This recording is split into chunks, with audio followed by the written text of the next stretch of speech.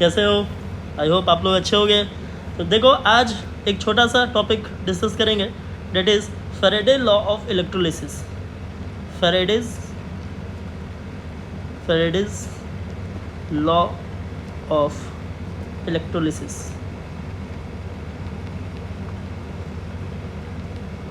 मेरा आप लोगों से रिक्वेस्ट है कि इसको पढ़ने से पहले आप लोग थोड़ा सा पहले इलेक्ट्रोलिसिस पे ध्यान दें कि इलेक्ट्रोलिसिस बेसिकली क्या होता है, ठीक है।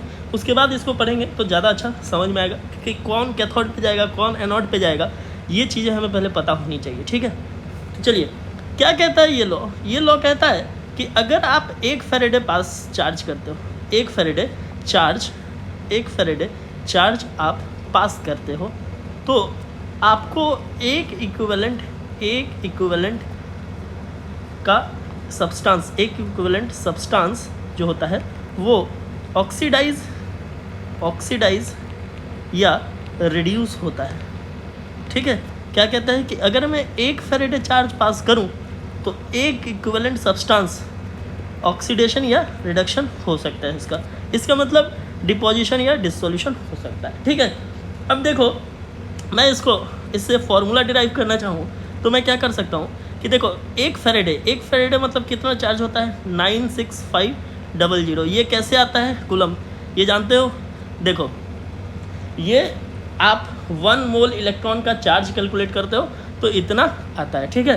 तो 1 मोल इलेक्ट्रॉन का चार्ज 96500, इतना कूलम अगर आप चार्ज पास करते हो तो मतलब क्या है, ये एक फैराडे, इसको हम एक फैराडे बोलते हैं, ठीक है। कि इतना आप पास करोगे तो 1 ग्राम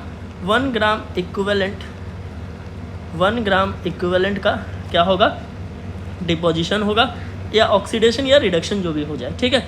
और 1 ग्राम इक्विवेलेंट को हम क्या लिखते हैं बेटा, बता सकते हो? इसी को हम बोलते हैं इक्विवेलेंट मास।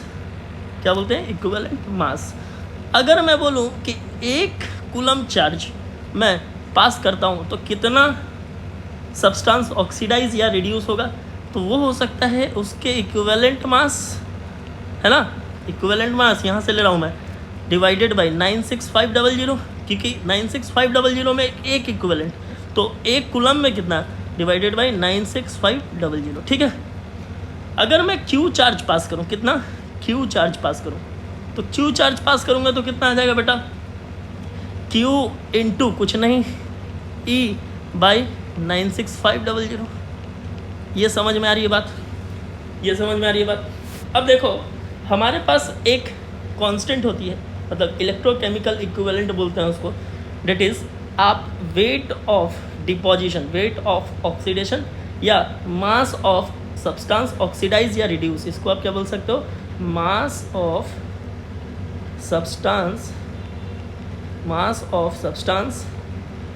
ऑक्सीडाइज्ड और reduced, mass of substance oxidised और रिड्यूस्ड। तो मैं वेट इक्वल टू क्या लिख सकता हूँ, कितना वेट ऑक्सीडाइज या रिड्यूस हुआ होगा सब्सटेंस का, तो बताओ, वेट इक्वल टू हो जाएगा क्या, E इंटू क्यू अपॉन 96500।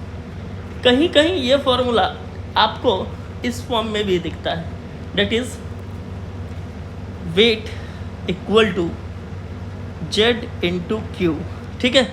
अब Z इंटू क्यू क्या है, तो ये देखो, Z हमारी ये वैल्यू है, मतलब Z इक्वल टू मैं क्या लिख सकता हूँ बताओ, E अपॉन 96500। कोई प्रॉब्लम यहाँ तक कोई दिक्कत है? चलिए, अब इसका हम आगे का पार्ट देखते हैं। देखो, Q किसके इक्वल होता है बेटा, Q होता है चार्ज, है ना।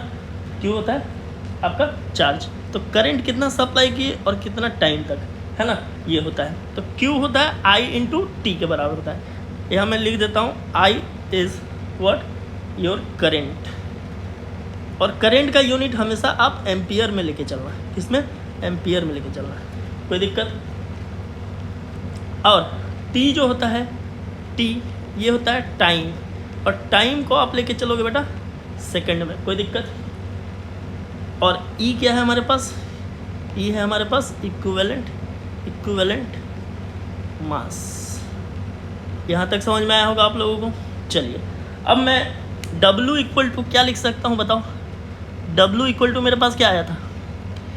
E into Q upon 96500। अब कुछ नहीं, मैं ये वैल्यूज़ को यूज़ कर रहा हूँ, ठीक है। तो मैं यहाँ से क्या लिख सकता हूँ? W equal to E into Q की जगह पे I और T लिख सकता हूँ, I into T divided by 96500। कोई प्रॉब्लम किसी को? एक और डेरिवेशन होता है, यही आपका फैराडे फर्स्ट लॉ का बेसिकली बेसिक फार्मूला है। इसको हम अनदर डेरिवेशन करते हैं। कैसे करते हैं बताता हूँ मैं, घबराने की जरूरत नहीं है। मुझे ये बताइए कि अगर मैं आपको बोलूँ कि इक्विवेलेंट मास का फॉर्मूला क्या होता है? इक्विवेलेंट मास का फॉर्मूला होता है molar mass divided by n factor, ठीक है। ये इक्विवेलेंट मास का फॉर्मूला होता है। मैं कुछ नहीं, ई के जगह पे, यहाँ पे ई की जगह पे मैं ये पुट कर दूँ, क्या कोई दिक्कत? तो जब मैं ये ई के जगह पे molar mass by n factor put करता हूँ तो देखो क्या खेल होती है ना। इंपॉर्टेंट तो खेल देखने में, मैं कलर चेंज कर देता हूँ थोड़ा।